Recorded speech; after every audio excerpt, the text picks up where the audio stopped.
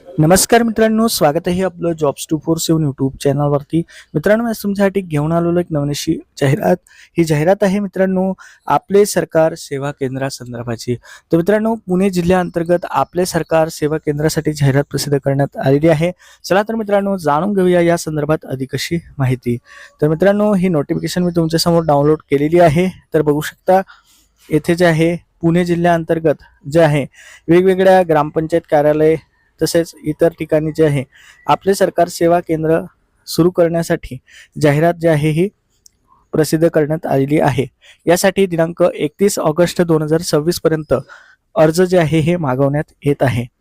तर यामध्ये जे आहे हे अर्ज जे आहे संबंधित तालुक्याच्या उपविभागीय अधिकारी कार्यालयामध्ये तुम्हाला सादर करणे गरजेचं राहणार आहे. त्यासाठी यामध्ये जे आहे हे प्रसिद्ध केलेले आहे. त्यांनी ठिकाणाचे नावं सुद्धा दिलेले आहे. मित्रांनो, वेगवेगळे 9 तालुक्याचे नावं दिलेले आहे. त्या ठिकाणी तालुक्याच्या ठिकाणी जे आहे तुम्हाला उपविभागीय अधिकारी कार्यालयामध्ये तुमचा अर्ज नेऊन देणे गरजेचं राहणार आहे. यामध्ये 31 ऑगस्ट 2026 पर्यंत सकाळी 11 ते दुपारी 4 या वेळेपर्यंत तुमचे अर्ज जे आहे स्वीकारले जातील. अर्ज स्वीकारल्यानंतर अर्जाची छाननी केली जाईल. त्या ठिकाणी जे आहे अर्जाची तपासणी केली जाईल. 1 सप्टेंबर ते 11 सप्टेंबर या कालावधीमध्ये ही अर्जाची छाननी तुमची संबंधित उपविभागीय अधिकारी कार्यालयामार्फत केली जाईल. त्यानंतर दिनांक 15 सप्टेंबर ते 24 सप्टेंबर या दरम्यान तुमची मुलाखत घेतली जाईल. मित्रांनो, समजा एखाद्या ठिकाणी वेकेन्सी आहे, एका ग्रामपंचायत कार्यालयाअंतर्गत एक वेकेन्सी आहे आणि त्या ठिकाणी जर तुम्ही अर्ज केला असेल आणि त्या ठिकाणी जर समजा एकापेक्षा जास्त अर्ज आले, उदाहरणार्थ 10 अर्ज आले, तर 10 अर्जासाठी जे आहे मुलाखत घेतली जाईल. तर 15 सप्टेंबर ते 24 सप्टेंबर पर्यंत तुमची मुलाखत घेतली जाईल. त्यानंतर तुमची प्राथमिक निवड यादी जी आहे दिनांक 5 ऑक्टोबरला प्रसिद्ध केली जाईल. त्यानंतर त्यावरती जर काही आक्षेप असतील, हरकती असतील, तर 9 ऑक्टोबर पर्यंत ते आक्षेप स्वीकारले जातील. त्यानंतर त्याची छाननी पडताळणी केल्यानंतर दिनांक 26 ऑक्टोबर 2026 रोजी अंतिम निवड यादी जी आहे ही प्रसिद्ध केली जाईल. तर अशा प्रकारे जी आहे ही जाहिरात शॉर्टमध्ये प्रसिद्ध केलेली आहे. त्यानंतर येथे अप्लिकेशन फॉर्म आहे मित्रांनो, तो सुद्धा तुम्हाला दाखवून देतो.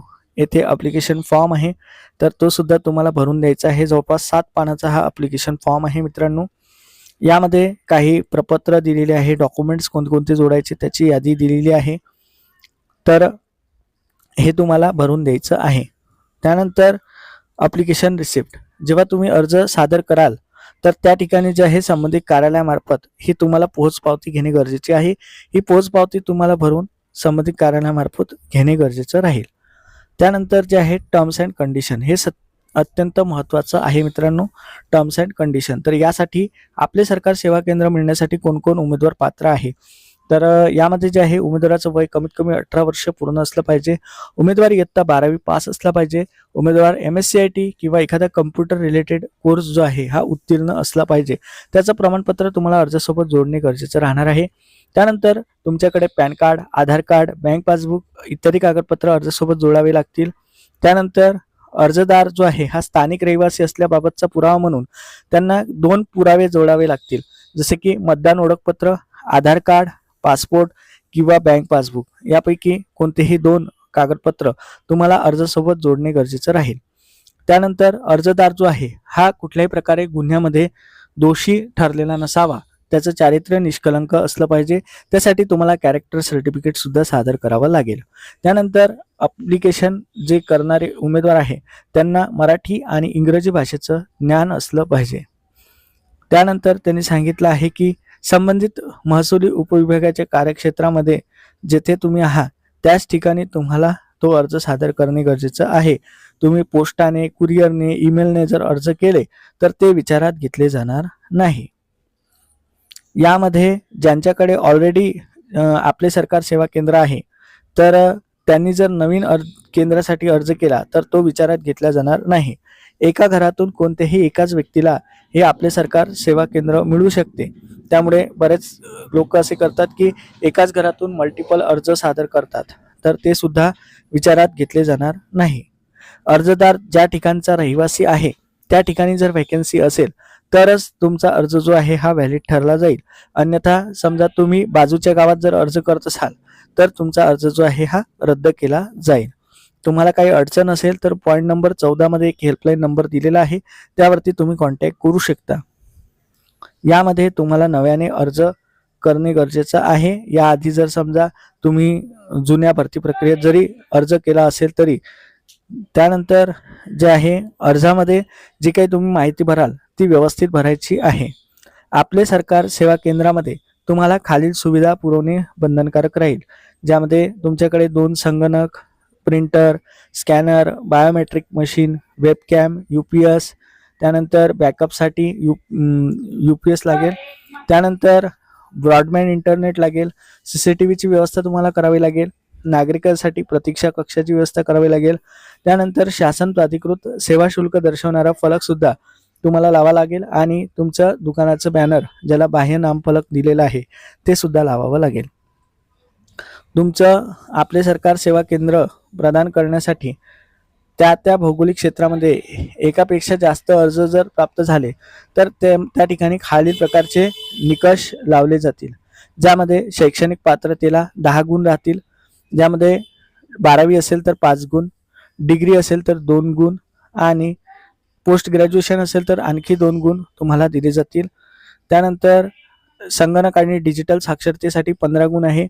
पायाभूत सुविधा जसे की printer, scanner, machines, UPS, CCTV अशा प्रकारचे डॉक्युमेंट्स असतील, अशा प्रकारचे व्यवस्था तुमच्याकडे असेल तर त्यासाठी तुम्हाला 15 मार्क्स दिले जातील.